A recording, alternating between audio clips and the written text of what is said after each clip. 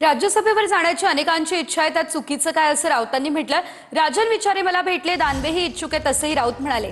खैरेंनी ही इच्छा व्यक्त केली, ठाकरे मात्र निर्णय घेतील। महाविकास आघाडीमध्ये तिघांना एकत्र बसून निर्णय घ्यावा लागेल असं राऊत म्हणाले।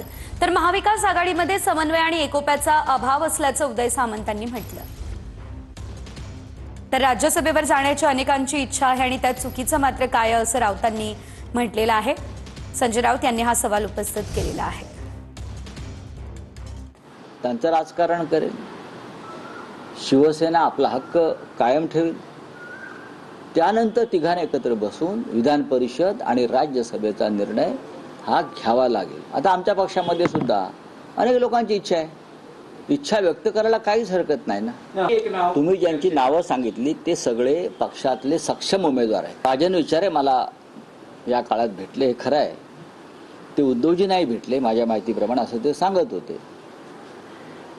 अंबादास दानवे सुद्धा इच्छुक असावेत असं दिसतंय मला माहित नाही, पण आपण नावाजी सांगतात। चंद्रकांत खैरेंचं आणि माझं बोलणं अनेकदा झालं, ते मला सतत फोन करतात की आमचा विचार व्हावा। मी बोललो हा निर्णय आपल्याकडे शिवसेना पक्षप्रमुख घेतात, एकत्र जरी आम्ही बसलो तरी शेवटी अंतिम निर्णय हा शिवसेना पक्षप्रमुख घेतात।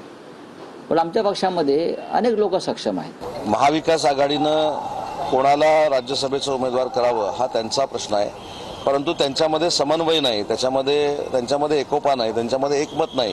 हे काय आजचीच भाग नाही, हे पूर्वीपासून चालू आहे। फक्त आम्ही काहीतरी शिवसेना शिंदे साहेबांची आणि भाजप यांच्या विरोधामध्ये काहीतरी वेगळं विरोधक म्हणून उभे राहिलेलो आहोत अशा पद्धतीनं दाखवण्याचा आभास त्यांनी 3.5-4 वर्षामध्ये निर्माण केला, पण मतदारांनी सपशेल त्यांचा पराभव